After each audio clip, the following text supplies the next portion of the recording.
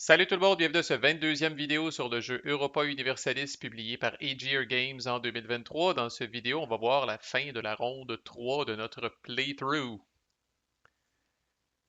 Je rappelle que l'Autriche a passé, c'est à moi de jouer, je fais juste changer mon focus national, je prends un cube militaire, je l'amène en diplo. That's it. L'Anglais fait la même action, il change son focus national. Dans son cas, il amène un cube de diplo, un cube militaire en admin. Et il choisit, on l'a déjà vu, il défausse deux cartes d'action. Il paye un cube d'administration, il paye 2 piastres, puis il va chercher dans les 5 ou 6 premières cartes de la discard, je me rappelle jamais, 5 je pense. Puis il va chercher autorité centrale, la fameuse carte d'administration, mais je pense que je l'ai à ce stade-ci dans son truc. Ouais. Fait que cette fameuse carte-là, là, il a oublié de mettre les cubes dessus, là. La carte qui lui permet, entre autres, d'augmenter sa stabilité. Je pense que c'est ça qui l'intéresse parce qu'il y a une stabilité négative. Puis bon, euh, il est probablement tanné de cette situation-là. Puis il veut utiliser cette carte-là pour que ce soit encore plus cheap de monter sa stabilité. La France est le deuxième joueur à passer, gagne 3 piastres, en profite pour rembourser un prêt. Toujours un bon timing de faire ça avant qu'on soit pogné pour payer les intérêts. Puis là, c'est à moi. Fait que voici la situation. Moi, il me reste. Là, il y a deux joueurs qui ont passé, puis moi, il me reste 6 cubes. Puis là, je me rends compte d'une chose, c'est que quand les cubes vous sortent par les oreilles, non seulement euh, j'ai eu un problème à la fin de la dernière ronde, là, tu sais, quand il est venu le temps de rafraîchir mes cubes, hostie, j'en avais plus assez. Mais quand vous vous retrouvez dans cette situation-là, dans le fond, que vous avez, on va le dire de même, outrageusement plus de cubes que n'importe qui, ben, quand le monde commence à passer, c'est freakant en tabarnak, là. Parce que là, quand l'anglais va passer, j'ai droit à une seule dernière action, puis après ça, la ronde se finit. Fait que je répète, ce n'est pas un jeu où si vous avez 100 000 cubes, quand tout le monde a passé, c'est comme, bah, ben là, si je fais toutes mes affaires, puis, tu sais, manger de la marde, je dépense tous mes cubes. Quand vous êtes le dernier joueur qui reste, vous faites une dernière action, puis c'est tout. Là, vous allez me dire, ouais, mais tu perds pas tes cubes, Marco. Ouais, je perds pas mes cubes, mais je vais encore en gagner 100 000, sti, avec Fernando puis les advisors. Fait que je suis inefficace, là, tu sais, c'est un peu traumatisant, là. Je suis inefficace là-dedans, là, parce que là, à la dernière ronde, je pense que j'avais plus un calice de cubes, puis j'ai quand même débordé. Fait qu'imaginez s'il me reste 3 4 cubes ici, avec Fernando puis mes super advisors, Chris, je vais probablement être obligé de cracher sur 5 6 cubes, là, ce qui serait vraiment triste. Mais là, bref, je dépasse seulement un cube militaire, puis je recrute des unités puis des bateaux. Fait que je vais recruter 2 light ships, je vais recruter une cavalerie puis une infanterie. Puis honnêtement, je fais ça là, parce que là, vous allez comprendre comment que les guerres commencent dans le monde, là. Mais comment l'escalade de la violence commence dans le monde. Mais sérieusement, j'ai la chienne du français. Tu sais, il y a une grosse armée de parquet là, il y a sa flotte hostie, avec des heavy ships. Moi, je suis même pas là, j'ai même pas un calice de heavy ship. Fait que le français, s'il veut, là, il torche hostie, tous mes bateaux, c'est même pas tough. Il se fait un beau petit pont ici, puis il débarque sa grosse crise d'armée là, puis il va te dire, une fois que ça l'arrive, il va être un petit peu trop tard pour réagir. Fait que là, oui, malheureusement, je dépense de l'argent. C'est ceux qui voient le pays là, dépenser de l'argent dans le militaire, puis qui se disent, Chris, pourquoi qu'on plante pas des arbres à la place? Ben, c'est moins belliqueux aujourd'hui que dans ces années-là, là. Mais là, moi, j'ai carrément la chienne hostie, que le français débarque chez nous, là. Il n'y aurait même pas besoin de claim, si boire. Il est tellement haut, tu sais, il y a plus 3 de stabilité, parce que quand vous déclarez la guerre de façon crapaude, sans avoir de claim, euh, puis là, vous débarquez chez quelqu'un, je pense que vous perdez 2 de stabilité. Le jeu est quand même assez sévère par rapport à ça. Genre, déclarer la guerre, vous pouvez inventer les raisons que vous voulez, mais quand vous n'avez pas de raison officielle de déclarer la guerre, le jeu est quand même assez punitif par rapport à ça. Fait que j'ai peur que le français débarque chez nous. Fait que Chris, je vais dépenser, là, je pense, c'est 15 piastres au total. Pas mal tout mon fric, tout le fric qui me reste, il va me rester 2 piastres. Fait que je dépense 15 piastres, je me mets un light ship ici, je me mets un light ship ici, puis je m'ajoute une infanterie puis une cavalerie dans mon armée qui est là. Puis malgré ça, les light ships contre des heavy ships, oublie ça, là, je les ai pas recrutés autant pour ma défense que là pour avoir de la flexibilité, parce que là, mine de rien, des fois, je peux trader à Genoa, je peux trader à Séville, puis là, je peux explorer, puis je peux peut-être même commencer à trader en Amérique du Nord. Fait que là, je commençais à être short de light ship pour être capable de refaire une route vers ma capitale. Fait que ça, c'est ma petite armée, là, 3 infanteries, 2 de cavalerie, là, tu sais, puis le français, sa grosse armée, là. Ah, il y a une petite armée avec une infanterie, mais sinon, il y en a une avec 3 infanteries, 2 cavaleries, puis une artillerie. Fait que ça, c'est l'autre affaire aussi, je crois. 2 secondes. Mais ouais, moi, j'ai pas recherché les canons encore, tu sais. Fait que l'artillerie, je l'ai pas. C'est ça qui fait la différence. Anyway, je vais pas faire pitié, mais c'est ça que je fais. Euh, Puis là, dans le fond, tu sais, j'aurais pu checker, mais là, à ma surprise, en fait, l'anglais passe. Alors, malgré qu'il reste tout ça, là, l'anglais passe. Fait qu'effectivement, il me reste juste une action à faire. J'ai pris mon événement. Fait qu'il me reste juste une action à faire. Fait que là, on se rend au bout de ça. L'anglais passe, il fait 2 piastres. C'est à moi, il me reste une ultime action. Puis checker tout ce qui me reste de cubes. Fait que là, curieusement, c'était pas nécessairement ça que j'avais prévu, mais là, je vais faire l'action qui est la plus coûteuse en cubes. J'ai nommé explorer. Fait que là, je vais créer, en profiter. Esti, j'ai 3 cubes de diplo, j'ai 2 cubes militaires. Fait que déjà, le fait d'explorer, ça me coûte un de diplo, un de militaire. Je roule le dé, je pogne un. 50% de chance de pogner un. Fait que là, j'ai le choix. Encore là, je peux venir crisser un claim à Bahia, mais Bahia ne fait pas partie des hosties de ville que je dois avoir pour faire ma mission de Spanish Main.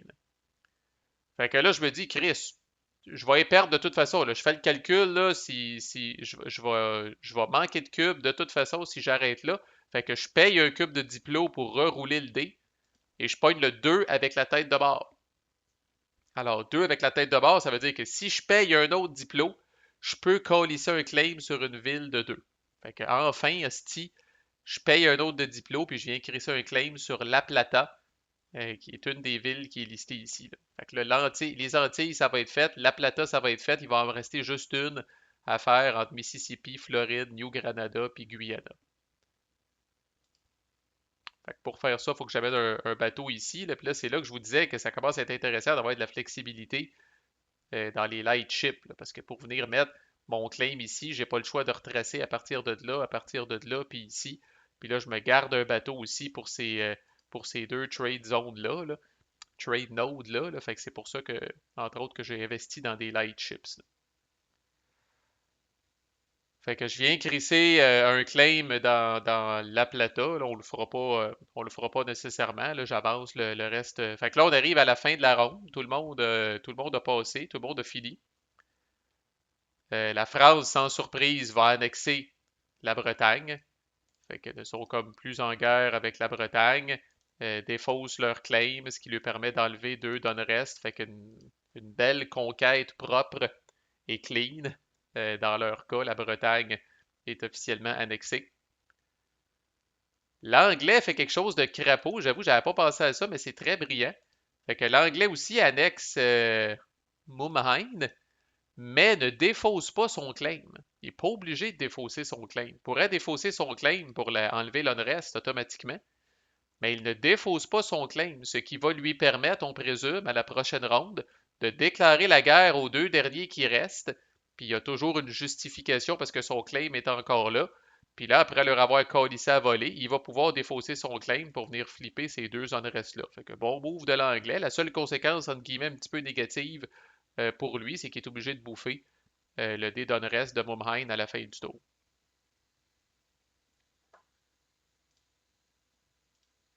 Donc, on arrive ici.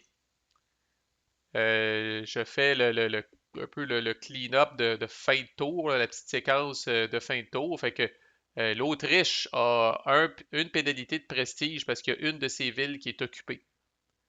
Fait que ça, si vous y voyez pas, si vous vous en occupez pas pendant la ronde, là, vous avez un de prestige de pénalité, maximum 5, je pense. Fait que c'est rare qu'on perd du prestige dans ce jeu-là. Ben là, c'est le cas. L'Autriche vient de perdre un de prestige. Personne n'est en interregnum. Là, on a des petits problèmes aussi de dissension religieuse. Là, on a eu le fameux cadeau là, de la printing press, là, mais ça venait avec la conséquence là, de changer la religion de l'area de notre capitale. Fait que là, l'Autriche se ramasse un d'unrest à Vienne. Puis, une des raisons pourquoi qu'on l'a fait puis sans trop sourciller, dans le fond, moi puis la France, étant donné qu'on est à +2 de stabilité, ben, la France est à +3, là, ben, elle a le bonus quand même, là. Moi, je suis à +2, la France est à +3. Après avoir fait la dissension religieuse, nous, on peut enlever un d'unrest. Fait que là, dans les faits, moi, je me bouffe un d'unrest à Castillé, mais je l'enlève tout de suite après parce que j'ai haute stabilité. Puis même affaire avec le français, il se bouffe un d'unrest dans l'area de la Seine, puis après ça, il le guérit automatiquement grâce à sa haute stabilité. Ce qui nous reste quoi comme rebelle? Fait que 2D en Autriche. Ça s'est résorbé pas mal quand même, l'unrest. Fait que 2D en Autriche, je les roule parce que s'il n'y a pas de décision à prendre, pourquoi pas? Puis, dans ce petit bon jet que c'est ça que je vais dire à l'Autriche et tu me remercieras plus tard, là. Mais rien, puis une guérison d'unrest. Fait que je guéris son unrest automatiquement à Vienne. L'anglais bouffe son dé d'unrest pour Mumhain. Et là, je suis un petit peu moins chanceux pour lui, il perd 2 piastres. Mon income maintenant, mon revenu, dans le fond, j'ai 18 d'income, plus 2 pour ma haute stabilité, ça donne 20. Je vais tout écrire ça dans le chat. 18 plus 2 pour la stabilité. Mes advisors coûtent cher en hostie, coûtent 9. Mais là, je contrôle, ben en fait, je suis l'ami du pape. Je suis pas son ultime contrôleur, là, mais je suis son ami. Fait que 9 moins 3, j'ai 3 piastres de rabais, une pièce par advisor. Fait que je suis rendu à 14, moins 5 pour mes unités terrestres, moins 2 pour mes bateaux. Fait que ça me donne 7 piastres. Je reçois 7 piastres. Je reçois un coloniste parce que j'ai un claim sur la plata. J'ajuste mon manpower qui est rendu à 9. Puis Monarch Power, encore une fois, malgré tous mes efforts, ça me sort par les oreilles, puis je suis obligé de cracher sur un de Military Power. Mais tu sais, là, vous allez me dire, Marco, t'as oublié un cube, il te reste un cube ici. Ça, c'est le calice de cube de Change National Focus que tu peux récupérer seulement après avoir refreshé ton Monarch Power. Mais checkez ça, c'est épouvantable, hostie. C'est le nombre de cubes que j'ai, c'est vraiment, vraiment indécent. C'est ça qu'il va falloir que je me déjeune de m'année puis que je commence à utiliser pour libérer des cubes. Ça, j'ai 4 cubes de vraiment bloquer là. L'anglais, fait qu'on va y aller vite, là. L'anglais reçoit 17 piastres. Ça lui coûte 3 piastres d'advisor, 3 piastres de unit, 2 piastres de bateau, 1 piastre de loan. Lui, il perd 2 piastres à cause de sa stabilité. Fait que ça lui donne, lui, un income de 6 piastres. Fait que moi, j'ai fait 7 piastres. L'anglais a fait 6 piastres. L'anglais reçoit 2 colonistes parce qu'il a 2 claims. L'Autriche, comme d'habitude, fait beaucoup d'argent parce qu'ils n'ont pas de troupes de déployer, ils n'ont pas beaucoup d'advisors, fait que ça leur coûte pas cher. L'Autriche a quand même un income de base de 17. Fait que 12 plus 4 plus 1. Euh, Sauf que ça lui coûte juste 2 d'advisors. Il perd 2 à cause de sa base stabilité. Puis that's it. Il n'y a pas de bateau, il y a pas de bateau en mer, il y a pas d'unité. Fait qu'il fait 13 piastres. Fait que l'Autrichien fait le double de nous autres, puis il y a déjà plein d'argent dans ses coffres. Là. C'est juste que maintenant, il va falloir qu'il se déniaise. Il est pauvre en cube. Avec ses hosties de no-name rouleurs, là, il est pauvre en cube, beau petit bit. Puis la France, là, si vous voulez savoir qui est en tête, là, c'est Calvaire. Fait que la France a un income, eux autres, de 30. Ça leur coûte 6 pour les advisors, 7 pour les units, 1 pour leur bateau, 2 pour leur prêt qui reste, sauf qu'il ajoute 2 pour la stabilité. Fait que la France reçoit 16 piastres. La différence entre la France et l'Autriche, c'est que la France reçoit 16 piastres, mais ils sont calissement bien positionnés. Là, ils ont une armée, euh, ils mènent, je pense, au niveau du prestige, fait qu'ils ont une hostie de belle game. On pige toutes nos cartes. Je vous épargne ça. On verra les cartes au fur et à mesure qui sont jouées. Là, en terminant, je vais juste vous montrer les trois événements qui ont été révélés. Fait que voici le portrait en ce moment. Là, d'abord au niveau du prestige, puis au niveau du board state. Ça, c'est vraiment comme ça qu'on commence la ronde 4. Au niveau des événements, bon, ben, il y a un événement typiquement français, là, un claim au trône de Naples. Fait que l'option A, la phrase gagne un de prestige et gagne un claim à Naples. Naples qui est ici. Et doit défausser tous ses cubes dans des areas d'Aragon. Ils n'en ont pas en ce moment. La personne qui joue l'event gagne soit un militaire ou une alliance avec Milan ou Venise. Fait que Venise qui est ici, qui a quand même une coupe de villes. On va dire, c'est pas des places Puis Milan doit être Milano ici, là. Fait que dans les deux cas, là, on parle de villes qui, à première vue, ont l'air d'avoir 4 quand même ben, je veux dire, de NPR qui ont l'air d'avoir 4 de tax value. Fait que c'est quand même bon. Puis si vous êtes le français, puis vous jouez ça, puis vous faites A, ben oubliez pas, vous suivez les instructions qui spécifient la France, puis vous suivez les instructions qui spécifient le you. Fait que très très bon. Drop de claim, c'est plus de quoi pour faire chier la France. Fait que la France perd 2 de prestige, mais gagne 2 cubes à Naples, puis la personne qui joue l'événement gagne 2 de diplômes. Puis nouveau rouleur pour la France, Charles VIII, 2, 1 et 4. En quoi se compare-t-il avec, avec Caroline? Il se compare avantageusement, quoique 2, 2 et 1, lui est 2, 1 et 4. Mais au final, il y a plus, là, fait qu'il va probablement en profiter pour remplacer. La Black Army of Hungary, c'est un hostie de hate contre l'Autriche, le tabarnak. Fait que le War for Bohemia, c'est extrêmement chiant dans la situation actuelle. Fait qu'on place 3 soldats, puis on ajoute de l'unrest dans 2 villes, soit en Bohemia, Autriche même, ou Royal Hungary. On flippe tous les mariages qu'il y a en Bohemia, éventuellement, puis il y en a un, Calice, euh, sur son côté, là, tu sais, Disputed Succession. Puis la Hongrie, si c'est un NPR, ce qui est le cas, déclare la guerre contre l'honneur des villes où est-ce qu'on a mis en unrest. Fait que quelqu'un qui veut faire chier le pauvre Autrichien, c'est pas notre but, là, parce qu'il y a une game de merde, là. Mais l'Autrichien se ramasse avec 3 rebelles, se ramasse avec 2 donneresses dans ses villes, puis se ramasse en guerre contre la Hongrie.